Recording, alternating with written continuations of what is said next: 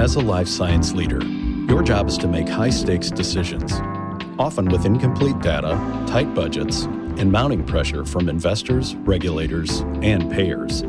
Scientific Accessions cuts through the noise. Each episode brings you candid conversations with executives, innovators, and healthcare disruptors who've built functions from zero, scaled science-backed strategies, and navigated launches in some of the most complex therapeutic areas. Whether you're preparing for a regulatory milestone, integrating real-world evidence, or aligning medical with commercial, we provide you the insights to lead smarter, faster, and with clarity. We talk science, we talk business, we talk risk. If you're building something ambitious and you want to hear how others at the top are navigating uncertainty, competition, and growth, this podcast is your competitive edge. And that's just what you'll find on Scientific Accessions.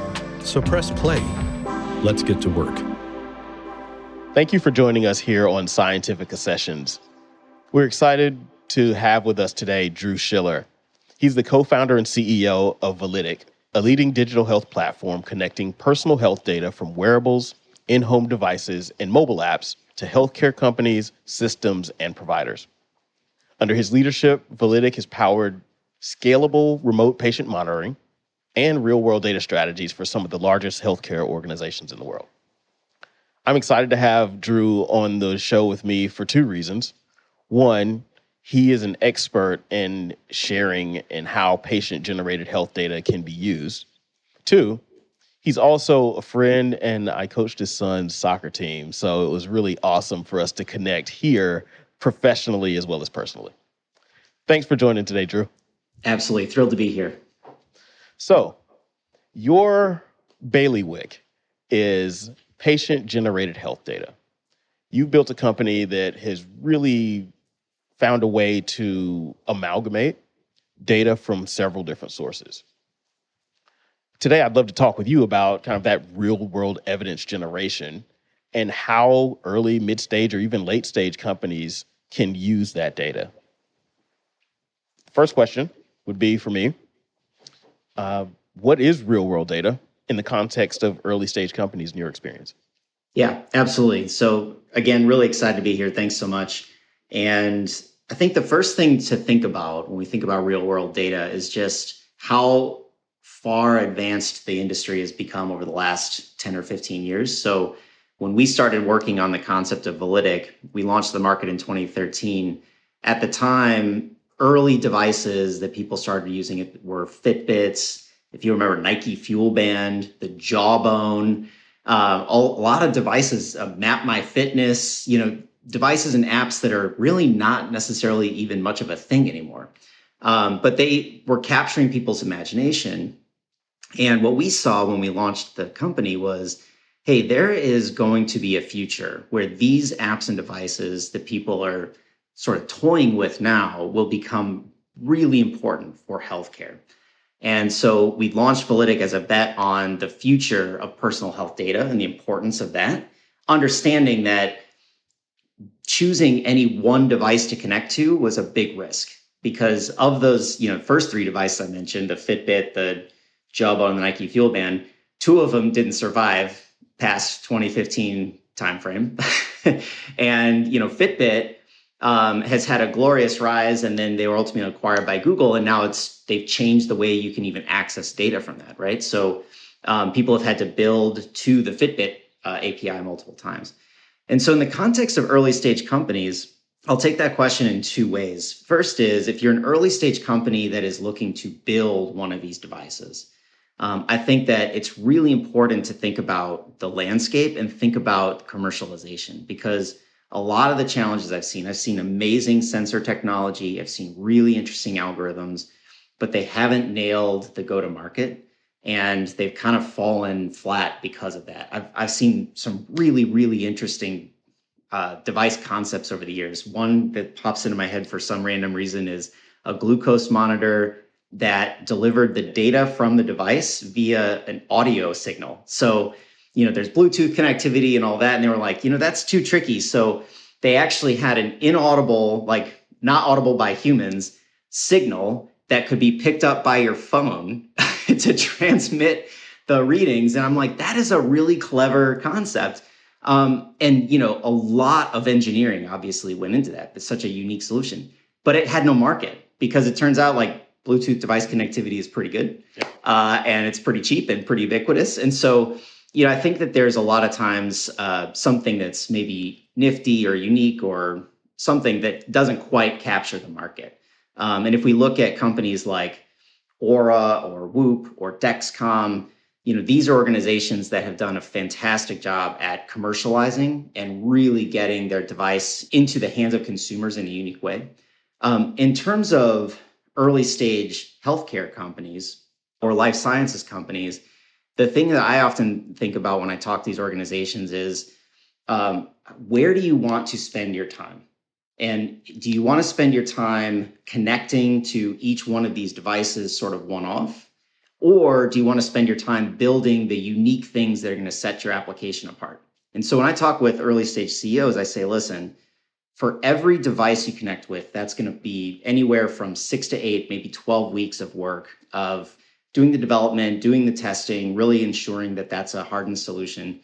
And in that same amount of time, you could connect to a platform kind of, similar to Validic, right? There are other solutions out there as well, but you can connect to a platform similar to Validic. And then from there, you can go and build all kinds of unique, amazing things on top of that, like all of your unique algorithms, your unique data insights. And that's really where the value of your company is. It's not in the fact that you can get data from something. It's in the fact of what you do with it. So focus on that portion of it and understand that by saving money of doing the development to like one of the devices on your own, you're actually building tech debt into your system and taking future time away from strategic roadmap priorities because you're going to have to go maintain that connection, fix the connection if it breaks, all of that kind of thing. Yeah, thank you for that.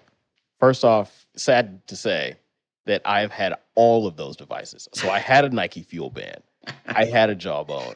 I had a Did you ever figure out what a fuel point was? I could never figure out what a fuel point was. No, and I never got enough, right? So so there was something there. There was a there, right?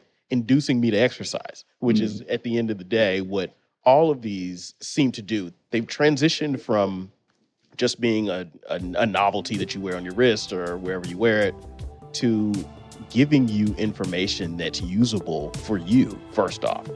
And then if you think about that in aggregate, it's usable for the health system as a whole, which is awesome.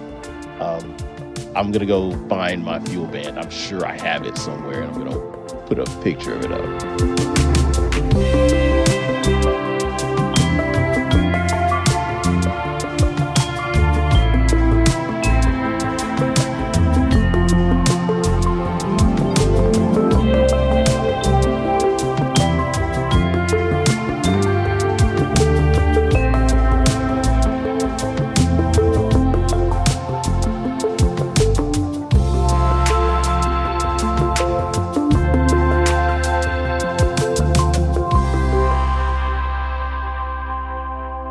So because we have this access now to this data about ourselves that we're generating on a daily, hourly basis, even overnight as we sleep, if we think about Oura Ring or Whoop or things that track our sleep, that's a ton of data, right?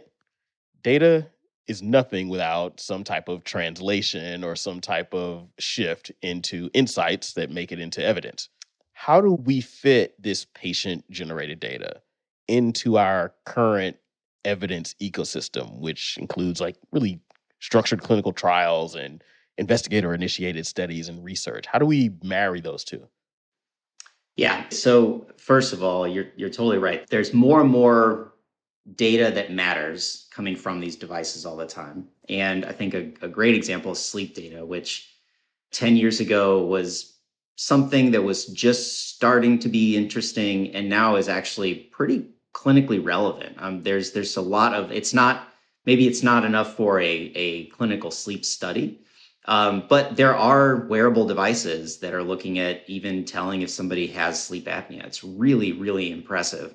And what I actually see is a growing opportunity for the data coming from these devices to play a critical role in healthcare as we sort of see the convergence of of the well-being quantified self with traditional healthcare. Kind of, it's more like the longevity medicine, right? Like, how is the data that's happening in my daily lives matter to my health? And so as we relate that to clinical trials, I think there's really a few different things. One is, for all trials, we typically get some sort of sense of what's happening in that person's daily lives, usually through surveys, right? How have you been feeling? Have you been sleeping differently? Have you had changes in your physical activity levels? All of these things. And the wearable devices can actually quantify some of those things. And I know that that's different. It's a different paradigm, having something quantified versus having a qualitative response on a Likert scale, right? But if you start to bring the data in that and shift from qualitative to quantitative, I think you can start to have some really interesting insights that you may not have otherwise had. Now, I'll also say I've had conversations that starts to introduce risk into the trial, right? Well, what is the data going to say? And if we don't know, like, that's a little concerning, right? But I think that there are ways of caveating the data and carving out what the insights are from that, away from the actual evidence you're generating in the trial. And the FDA has been pretty clear around fit for purpose. Like, if the devices have a specific need, in this case, data capture for kind of subjective or formerly subjective, now objective measures that are not necessarily relevant to the trial specifically, and more from, you call it quality of life, you could call it safety and efficacy. But I think that there's this, probably that quality of life measure specifically, I think you can start to have a lot of really good insight and start to learn more about. I mean, it's also a big opportunity. Like, what if you go through a trial and it turns out that, while you're trying to solve one problem, by virtue of solving that problem successfully, someone's sleep does improve. Their physical activities are better. Like, they are, like, there's a lot of potential additional value that can be derived by bringing in these subjective measures. Yeah, absolutely. I think about a couple of things in that context. First off, I mean, the GLP-1 inhibitor story is one where we had one initial indication where we thought these drugs would be great, and we found out over time that there was a completely other knock-on effect based on those who take these therapies, right? That was not empirically designed for in a clinical trial, in the clinical trials that were done. In fact, it was kind of that observation that then led to a clinical trial. So it was kind of a feed forward mechanism to get to the extended use of GLP-1 inhibitors. From a wearable perspective, you're 100% correct on sleep, right? We knew anecdotally that sleep was needed. We did not believe that we could improve our sleep really in any measurable way. I think I read a book a while back when I was traveling too much that talked about how you need a dark room and you need a cool environment, and that's all you got, right? Good luck. Hope that works. And you're reading this on an international flight while getting no sleep. That's right. That's right. While having too much oxygen and staying awake, right? And we knew that circadian rhythms are important, and we knew that those who worked night shift went crazy, right? There were studies that showed that. But what we did not know is how to quantify how well we were sleeping, one. Two, we didn't have a way to understand kind of the stages of sleep and how many minutes you were supposed to be in each one. And now we can track that, and you can say, oh, I took magnesium last night, I slept better. That is something that is quantifiable for me. I had 7 more minutes of REM sleep, which is valuable. So yeah, I think there's a phenomenal way to feed forward through both of these examples, through kind of the GLP-1 model, which was kind of empirical, and through this additional data collection to feed forward into how do we make better drugs? How do we know the outcomes of patients based on what they're taking with these wearable devices? Yeah, absolutely. And, I think there's even an opportunity to understand a bit more about who is the person, right? So like, if I was participating in a trial, I think that they would see like, oh, this is somebody who exercises regularly, also walks regularly because I've got dogs, right? In addition to, like, I try to really take care of myself, and my results may be slightly different than somebody who on paper may look the same in a lot of ways, but is like a bit more sedentary, spends maybe more time sitting, et cetera, right? Yeah. So I think that there's an opportunity to really start to cut the data in different ways. Yeah, absolutely. I mean, you're super fit. I'm kind of sedentary. I'm a bit of a slob. Yeah, so I think there's a your data and my data will look completely different.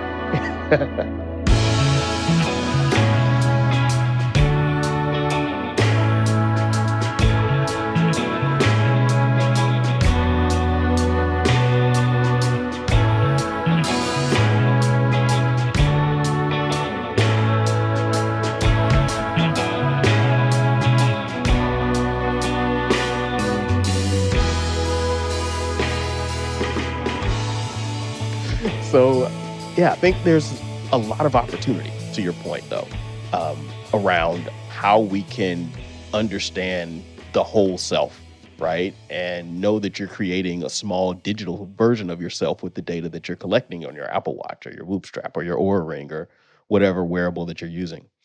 Um, you talked a little bit about risk in kind of your last answer. I think that may be one of the misconceptions, and I think you addressed it there on the life sciences using this data as generated by patients. Are there other misconceptions besides kind of the risk of not being able to control your trial anymore that we should be thinking about? Yeah, I think one of the misconceptions is that there's a concern if people will want to share their data. And I hear this a lot as well. Will people be willing to share their data? And first of all, let me just say, as somebody who has lived in the social media world for the last 20 years, right? Like, I don't think we have a sharing problem, right? Like, people share a lot. People overshare. That's right. People overshare. That is right. And so what I think though that people are willing to share when they understand why. They understand why they're sharing. And so for every single program that we've ever powered, for the vast majority of individuals consenting their data, which every program we do is only data that is expressly allowed for that particular use case, right? It's always patient permissioned or member permissioned or subject permissioned data. And in every single instance, so long as the person understands why they're sharing their data, we don't really have challenges. Now, there's always outliers, right? There's always a handful of a few folks who aren't going to share their data, but they also probably would be not necessarily great participants for the program or for the trial. But for most instances, people are very willing to share their data so long as they understand what they're getting out of it, and especially in health examples when they know they're helping somebody else. So I don't think that that's really a concern we need to be worried about.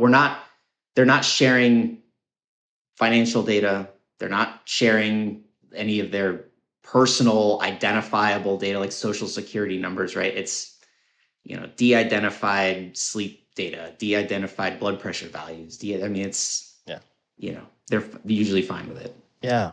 I think people are also concerned, or maybe the on the patient side, they're concerned about the insurance companies getting a hold of their data, right? And saying, oh, you've been tracking my blood pressure over the last 6 months, so I'm at higher risk of a heart attack in the next 4 to 5 years, so you jack up my life insurance policy tenfold, right? That's right. Yeah, it's like the Progressive app on your car, adjusting your rates based on how you're actually driving. Right. Yeah. Right. Guess what? I don't like that idea either. Right. Yeah. Like, I mean, no. Yeah. I just ate a hamburger and now, oh no, my insurance rate just went up $20 because I just had a Shake Shack burger. That's not where I think actuarial science will go. First off, I think that's way too complicated. But I mean, it's what people say. This is a risk. This is what I'm afraid of. Yeah, that's right. I did just hear there's a study where the researchers apparently found that for every hot dog you eat, your life decreases by 36 minutes. Yes, I heard that, and I was so upset because I have so many hot dogs in my future that I am single-handedly reducing my life by hours. I eat them 3 at a time, so every time it's an hour and a half gone, right? And I understand that fear though, right? That fear of this is personal data. That fear of this personal data can be used against me in some way. And yes, you're absolutely right. But I think at the volume which we're generating data at this point, um, if you just think about how many Apple Watches Apple sold, if you just think about how many Aura rings you see on people in the street, if you think about the Whoop straps and how many Whoops there are, I think it becomes difficult to pin one piece of data, even one series of data on one individual specifically. Yeah, totally agree. Yeah.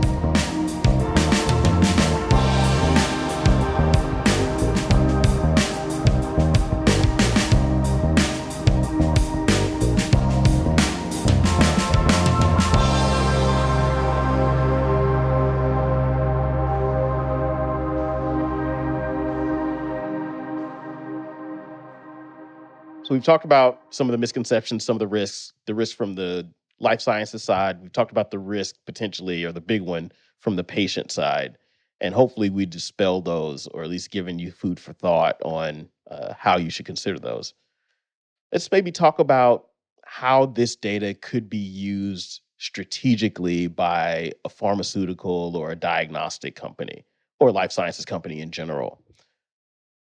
For those who don't play in this space, they may not understand how patient-generated data could be used, and period. They also may not understand what we call value-based care, or care for understanding how patients' outcomes are being dictated by the treatment that they're getting. Could you maybe give us a scenario where patient-generated health data could be used in a value-based care model? Yeah, absolutely. So I'll take that in two ways. The first is that there are certain measures that some studies will always need to capture, right? So things like blood pressure values, blood glucose values, maybe someone's weight. These are numbers that a lot of times people will need to go into a clinic in order to have those taken. And that comes with a whole set of problems, right? Will they show up to the clinic? When they get there, are they all kind of out of sorts? Were they paying attention to what they ate this morning? Are their glucose levels going to be wild? Like, is their A1C going to be too high? Are they calm enough to take their blood pressure? Like, are they getting a dry weight? There's all kinds of challenges associated with that. Whereas if you have those readings in the home on a regular cadence, you're actually able to have a better baseline average and look at more of a moving average over time, which is probably a more accurate measurement than just those point in time readings that might happen at a clinic. So that would be an easy way to introduce personal health data or patient-generated health data into a trial, just as like an augmentation or even a replacement for how some of those in-clinic readings are being taken. The second way I would really anchor toward more of those quality of life metrics. And this is, again, replacing maybe or supplementing some of the qualitative surveys that people are taking. And with this, the kind of data I would look for is not, you can get very, very hyper-specific minute level data. I don't think that is necessarily needed as a starting point. I think that you can get aggregate daily roll-ups of what was someone's physical activity for a day measured in, steps taken, calories burned, things like that. What was someone's aggregate sleep for the evening, measured in an hourly a nightly hours, as well as, how many minutes they spent in each cycle, including awake, right? Were they having unrestful sleep? And then I think that if you take those kind of measurements and look at them in aggregate, you can then across an entire population start to see trends, again, that I think are much more indicative of what's going on. And I think that oftentimes we get very bogged down in the point by point data. But it's really when we look at it at Validic, we're looking at the aggregate trends, and we see a lot of really strong progress and really good things happening. And that's ultimately what we need to be thinking about in healthcare is like, what is the trend over time, not like what are the individual data points? Yeah, I 100% agree with you there. I think that's where we as patients actually end up doing, right? So if I think about when I wore a Whoop strap at that time, I would hyper focus on every night the day before, the morning before. And then I'd hyper focus as I was going to sleep, which also made me have unrestful sleep, right? So That's right. I started to realize that just observing the point level data is not helping the cause that I'm trying to achieve here in this case. But to your point, looking over the long term, when I wore the Whoop strap over the longer period of time, I started seeing, oh, I am overall sleeping better. First off, when you stop looking at this thing, but then second off, just having the awareness of sleep and what makes good sleep happen, for example, helps you do better over time. Yeah, absolutely. By the way, did you hear my dog groan when I I was getting did. It was hilarious, and it's going to stay. I don't care. okay? He's like, It's like, that is funny. I was like, wow, is the dog there? Is she angry? he's just laying. He's a grouchy old guy. I love it. I love it. It's staying in. Don't worry.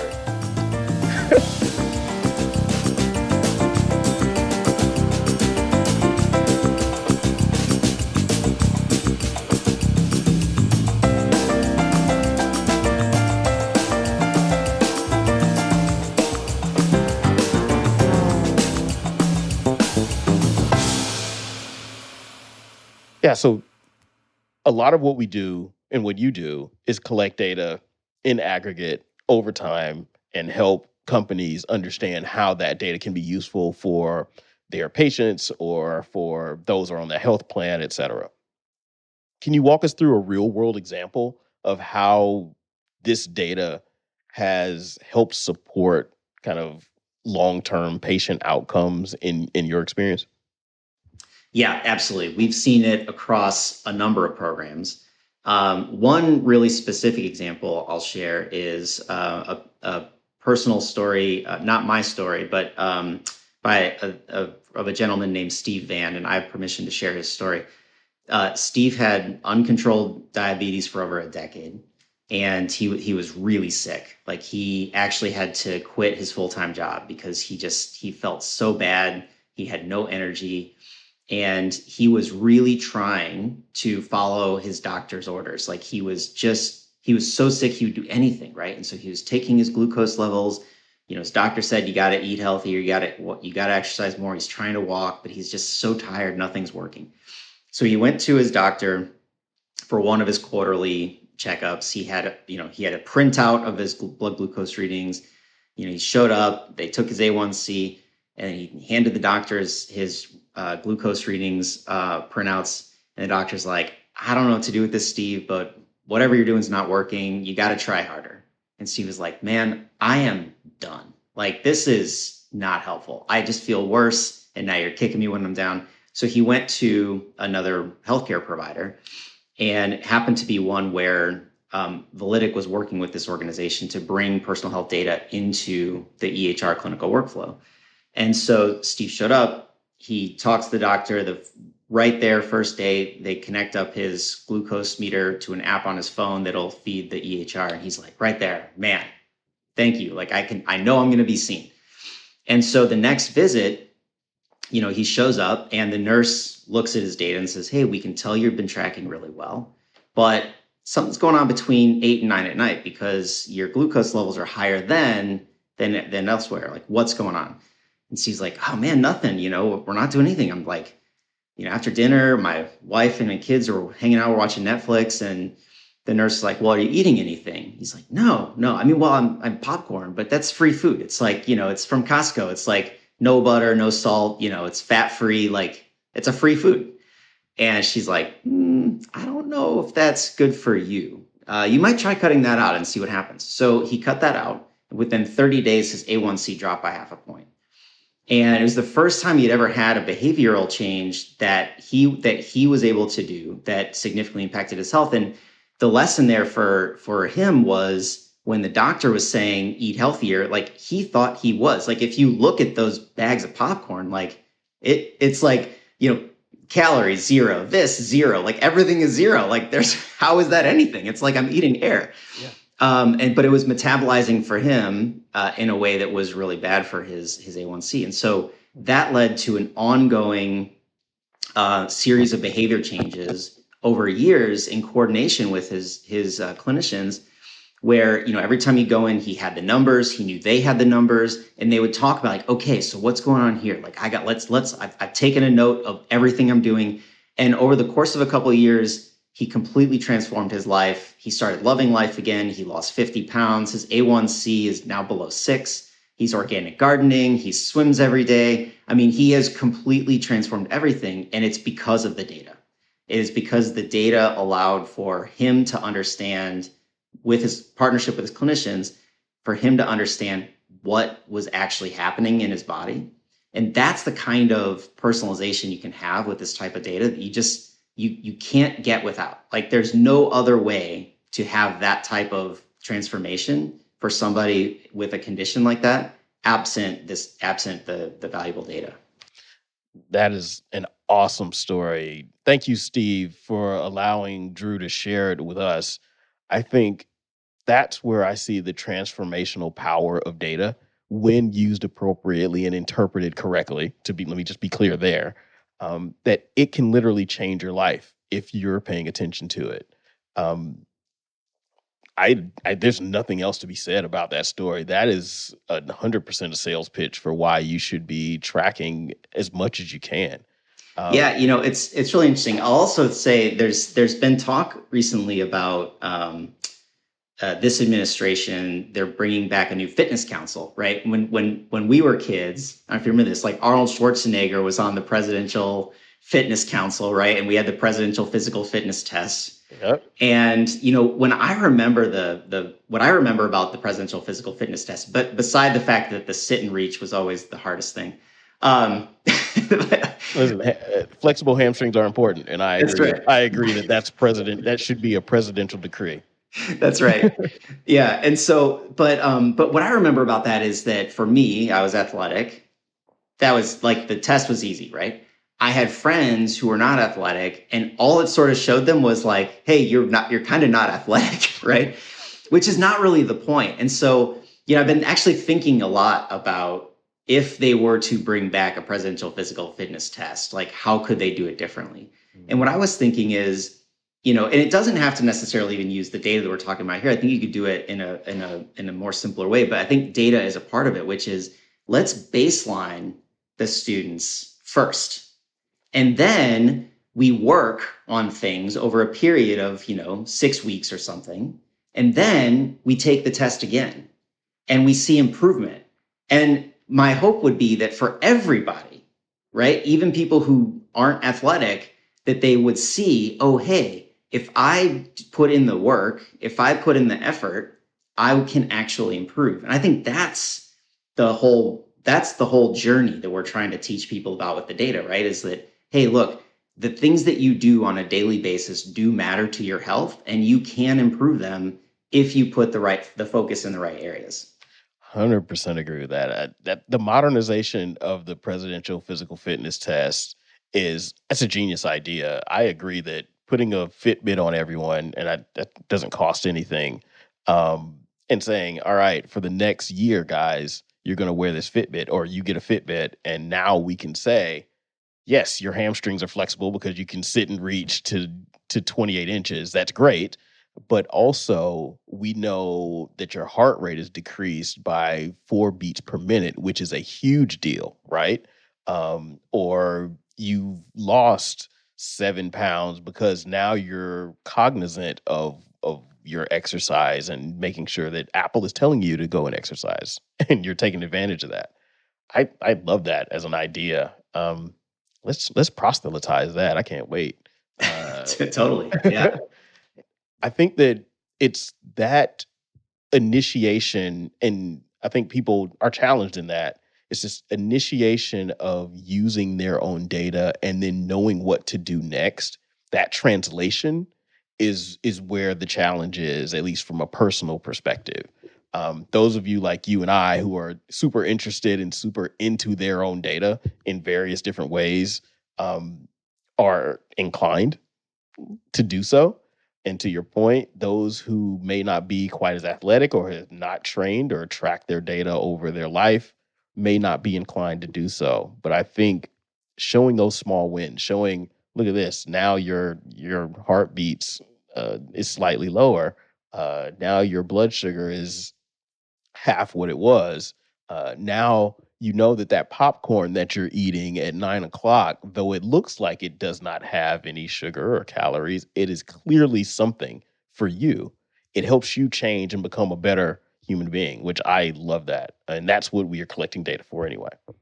Yeah, that's right. And the interesting thing with Gen AI and agentic AI is that we can actually start to now provide coaching at a level and of understanding that people can hear, right? So for me or for you, it sounds like, and knowing you, we could take a pretty advanced level of coaching and advanced level of insights. But for somebody who has no background in training, they need to have it broken down pretty specifically about, hey, so, at a different level, like, hey, this is what's going on for you. And this is maybe why you're feeling this way, or this is maybe something you could try that's different, or, but just introducing a concept in a different way. And, one of my favorite things to do with Gen AI when using it for the purposes of communicating to patients, because we have a Gen AI solution in our product that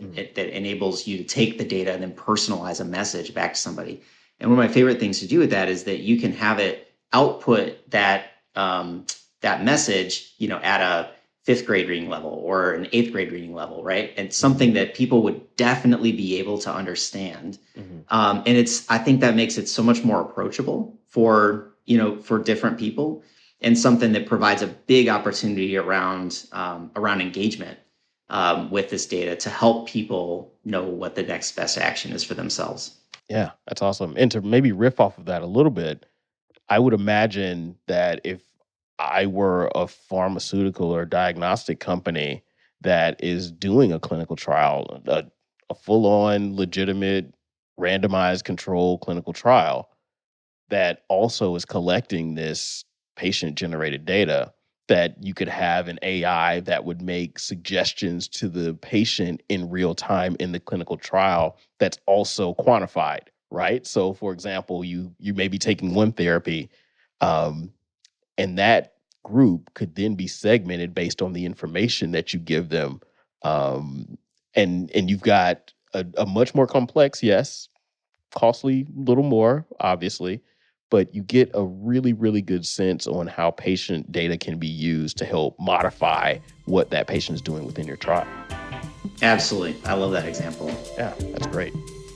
Oh, man. I love data. Anyway.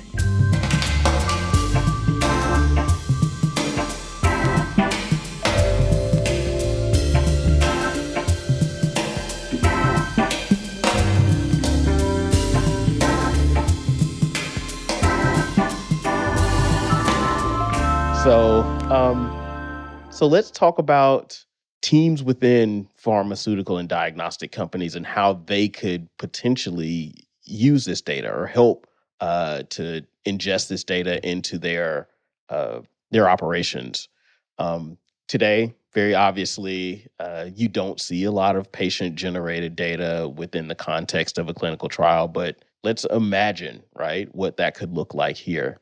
How could I just gave an example, but how could additionally life sciences companies, and even to use my department of choice, medical affairs, how could they help with getting that patient generated data either into the company or back out to the patient in a way that's compliant, but also potentially helpful for the company as well?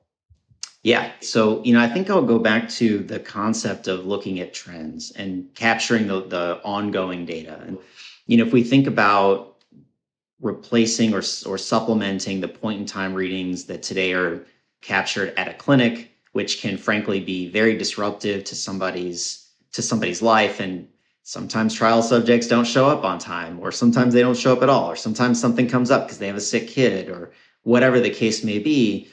Having data they're capturing in their home for the duration of the study can actually provide a really, really strong, solid baseline. And I would argue probably a better baseline, so long as they're guided well on how to take the readings, right? Hey, look, when you step on the scale, step on it at the same time every day. Make sure it's a dry weight, right? Make sure you're not wearing any bulky clothes. Put your phone on the table next to the scale, right? When you're taking your blood pressure, sit down, chill out for a few minutes. Don't be watching anything. Don't be having a conversation. Don't be eating your food. Like, just kind of relax, take some deep breaths, put your arm in the right place, right? With that proper coaching first, and they can see, right? Like, oh, my blood pressure was high today because I did it wrong, right? Like, like that's actually good coaching for the patient too. So I think that there's a real opportunity there. And, the one thing I will say is that it is more data, but I don't think it necessarily, especially in this context, has to be different data, right? I think it can be brought in, it can be averaged, and I think it can be really hugely valuable. And if anything, I think it could be used, the trend could be used to show even stronger case for what you're trying to prove, right? Hey, look, these are averages over time on a daily basis across the population, as opposed to, hey, look, these are point in time, like the person came in every month and whatever. And like, you have no idea what was happening. Right. Yeah. And that's always the issue, right? Is you're putting someone in a trial and you're just handing them the keys to the kingdom at the end of the day. And there's a lot of cost in patients lost to various different reasons in clinical trials, lost to follow-up, lost due to a missed collection of data at some point, right? Or multiple missed collections of data.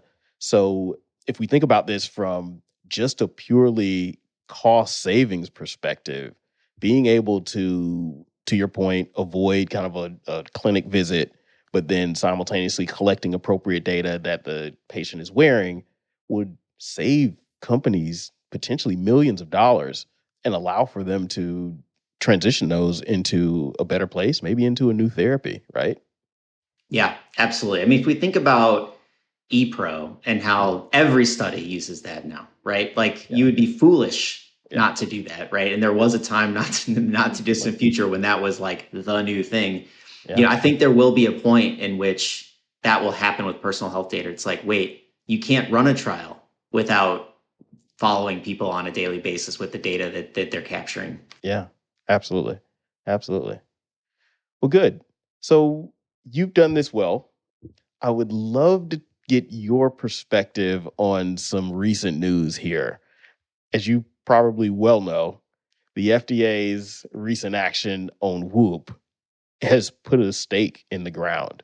I would love to maybe hear your perspective on that, as much as you know, or sitting in the seat of being in this space.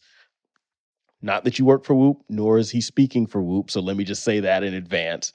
But just would love to hear your thoughts on Whoop and their attempts to now take blood pressure and using their device and make that into an insight, and the FDA's perspective on that.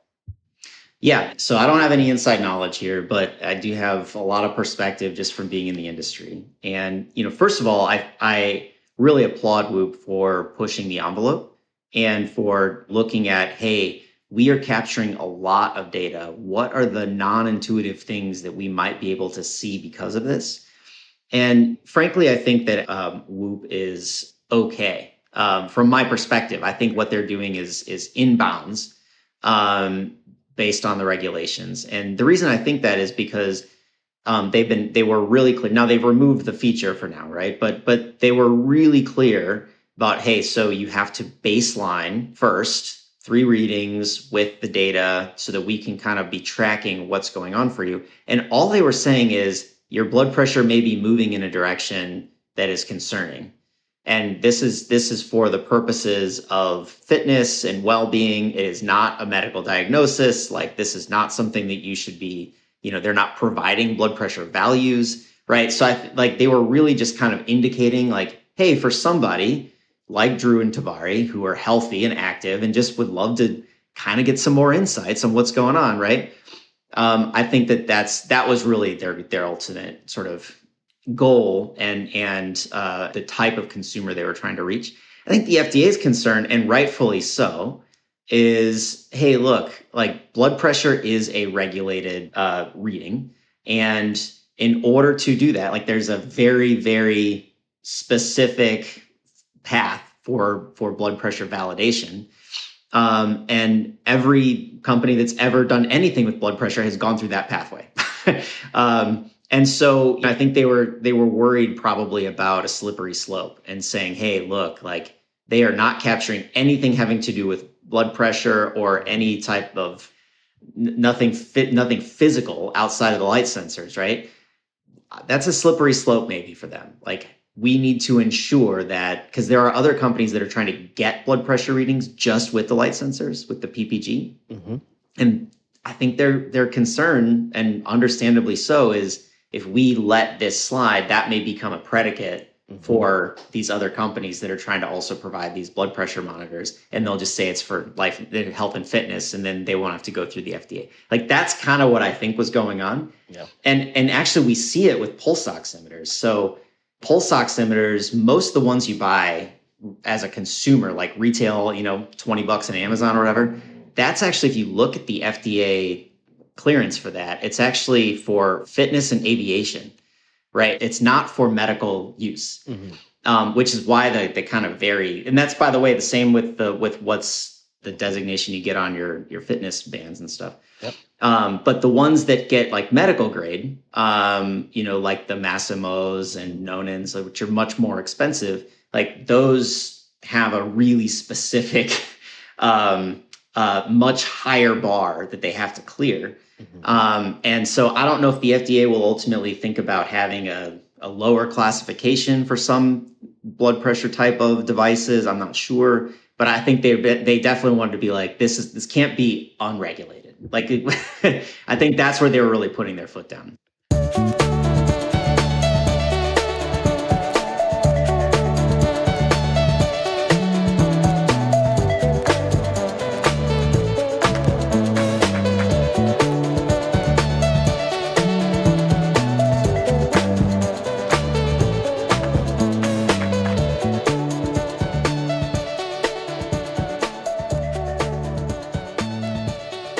Yep. And if I remember correctly, and I'm sure people will put it in the comments if I've got these device classifications wrong, I believe the 513G classification in the FDA is the one that kind of fits the wellness category.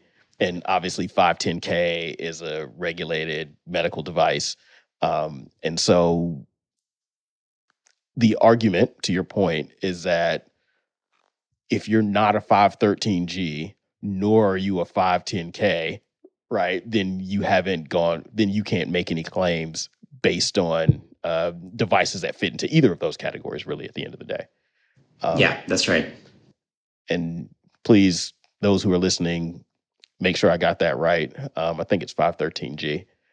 But the interesting thing, though, is that, yes, Whoop was being very innovative in their suggestion of being able to provide blood pressure insights. I would find that valuable, to your point. You would probably find that valuable. Some people may take that as gospel and go to their clinician and get access to some blood pressure medication, which may be the challenge, right? Because the slippery slope is Fitbit owners are now going to their clinician, getting one blood pressure reading, and then getting on blood pressure medication that may or may not be for them. And I understand that too, right? There's a slippery slope there. You're absolutely right. And so the FDA taking a stance on that, I applaud. I applaud them standing up. I also applaud Whoop for giving it a shot because I think that's a really interesting use case for their device. Now, to be clear though, the Whoop idea was that it was taking data that it was already collecting, putting it through an algorithm, and then giving an insight back. Right. So it's not just the That's raw. right. It's not just the raw reading from the strap. It's the algorithm where the quote device is. Is that right, Drew? Yeah, that's exactly right. Yeah. So I think that also may be the secondary challenge, right? That's wait a minute. This is now also going down the slippery slope of an AI algorithm being a device itself. Software is a medical device. Correct. And you haven't gotten that clearance either. Yeah, I mean, it's going to be a challenge for FDA and other regulatory bodies to keep up with the pace of change of what's happening. Yeah. I mean, we talked or alluded to the use of generative or agentic AI. I think that's going to be par for the course, especially in the device space, right? Or in the maybe clinically adjacent devices. So if you think about when you go into a hospital and you've got an EKG monitor, you've got all the things that connect to you, right? And are collecting data and are beeping in the background. Those things are collecting data. And at some point in maybe the very near future, that data will be amalgamated by some AI or some agentic AI to give information to a clinician based on historical data that it's detected and historical in the training set and all of that good stuff. This data that you wear may also be a part of that. So this is like a really interesting time to be in healthcare. I love it.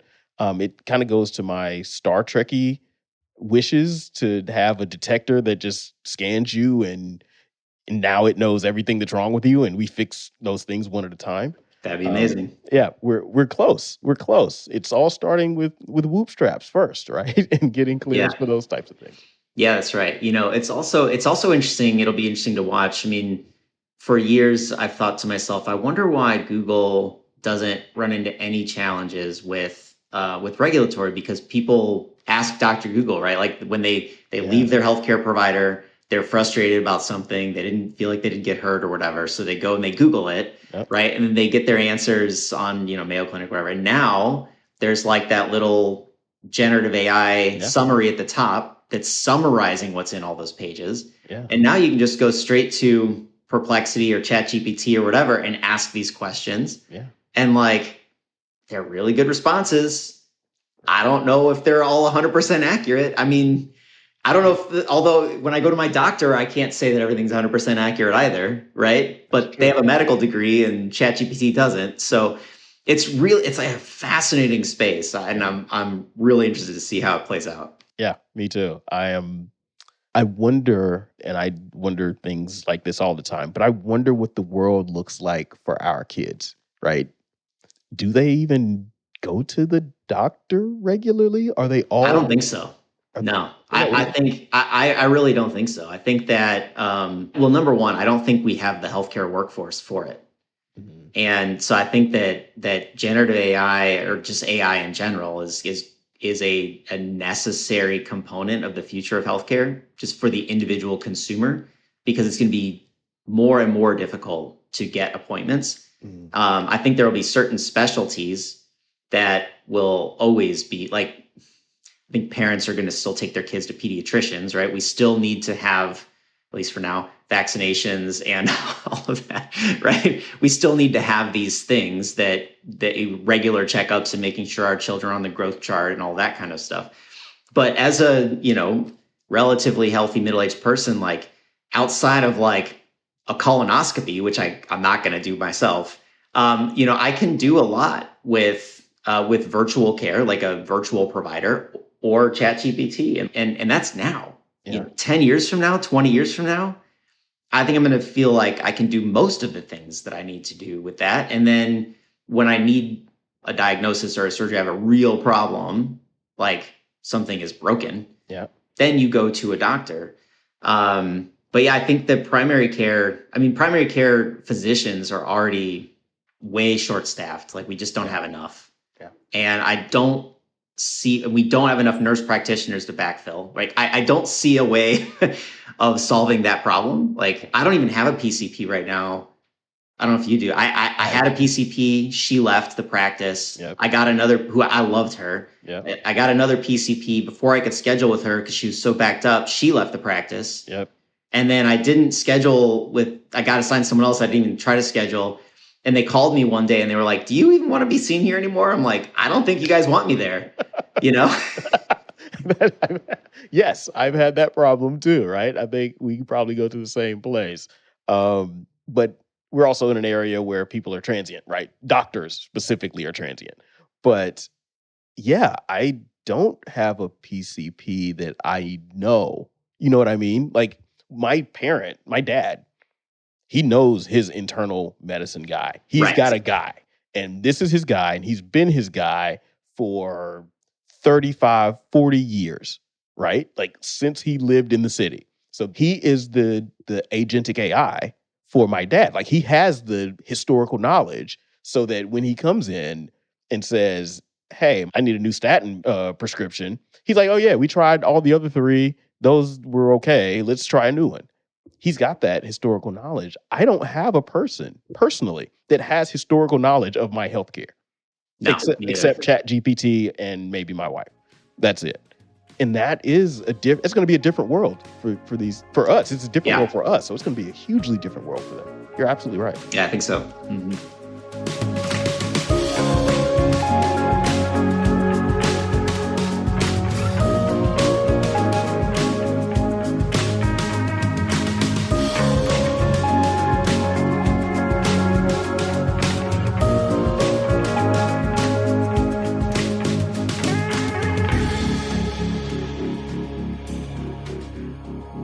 But yeah, so I think the FDA has made a stance and Whoop has made a stance, and they're figuring out what the world looks like post that conversation.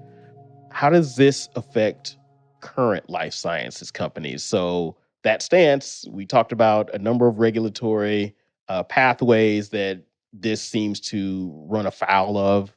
But simultaneously, we talked earlier about how important we believe patient-generated data and wearable data will be in the future. So how do we see life sciences companies partnering with these platforms or with these device companies to create this maybe validated, low-risk evidence that complies with the FDA guidance? So I think that number one, I don't have all the answers here, but I do have. I think there are some kernels of opportunities that I think will lead the way to where there's really beneficial long-term partnerships, and especially leading to the value-based care idea. So one specifically is in the area of GLP-1s. Right, these are really pricey drugs. And it's one of those things where you have to be on the drug for a certain period of time in order to even start seeing results.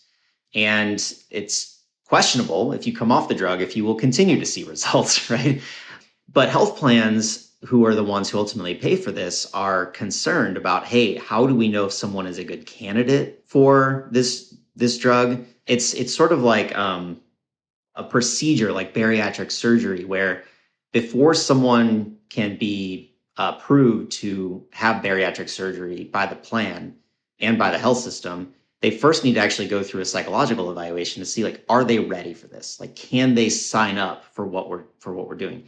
And I'm not saying we need that level of intensive upfront analysis for someone with GLP-1s, but I do think that there's an opportunity to baseline a person's readiness to be on a GLP-1, a person's willingness to stay the course with the program, and then also an opportunity to monitor the safety and efficacy for that person. Like a lot of people with GLP-1s, they don't just have obesity, right? They have diabetes, they have hypertension, they have chronic kidney disease. Like we need to follow that person through the course to make sure, like, are we actually seeing their hypertensive numbers improve? Are we seeing their glucose levels, be easier to control? Like maybe they're taking less insulin. Are we seeing their chronic kidney disease is something that's better managed. And ultimately, this is reducing hospitalizations, reducing inpatient visits, reducing showing up at the ED. And that's what's going to matter for the health plans as they're looking at coverage for these type of drugs. And that's one of the things that actually really excites me about the GLP-1s is that so many people want them. Like consumers actually want them. And the payers are really open to paying for them if they understand what they're signing up for. And obviously the pharmaceutical manufacturers are like really excited, right? For good reason, because it in many ways is a bit of a miracle drug. But I think that there's an opportunity for everyday personal health data to really kind of fill in a lot of data gaps and answer questions on what's going on in a way that, we really haven't seen before for many medications. Yeah, I 100% agree that there's a ton of opportunity. And thank you for that example with the GLP-1s. That is an interesting class of drugs for multiple reasons. One of which is to your point, the patient's interest or potential patient's interest in getting these drugs. I think that's one. I think the other part is that we also see those who would not be 100% within the intended use of the drug taking and having access to those therapies as well.